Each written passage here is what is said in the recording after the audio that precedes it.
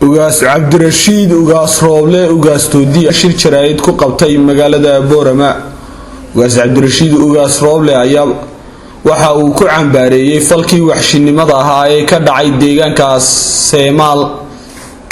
ugaas waxa uu xukuumadda Soomaaliland u soo jeediyay in ay si degdeg ah gacanta ugu soo dhigto dadkii falka geystay isla markaasina sharciga la hor keeno.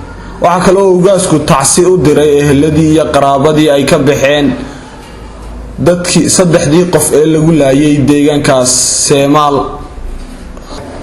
ugaas Cabdirashiid ugaas Rooble oo arrinkaasi ka hadlaya ayaa waxa uu yiri oo ay nimankaasi burcad ay dhulkaas dadka shacabka ay kula soo kaceen waxaan ka tacsiyadinayaa ehelkii iyo qaraabadii ay saddexda nin oo habeen hore lagu dilay agagaarkaas ilaahay samriyo iimaan ka siiyo ayaan leeyahay. ilaahay jannadii firdaws ha ka waraabiyo.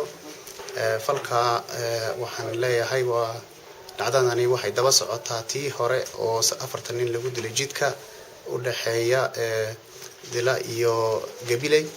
taas hore oo ay dawladdu waxba ka qabanin haba yaraatee. tanna waa dhacdadii saddexaad oo imika soo noqotay.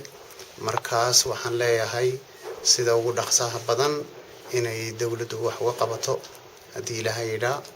aadna waan uga xumahay waxyaabahaasi shacabka lagula dhaqmayo oo nimanka burcada dhiigyacabka ay ummadii ku xasuuqayaan. waxaan leeyahay shacab iyo dawladba inay si degdeg ah arintaasi ay wax uga qabato ayaan rajaynayaa insha Allah hadii ilaahay yidhaa. السلام عليكم ورحمة الله. قدر محمد حسن حديقة نيوز مقالة بورما.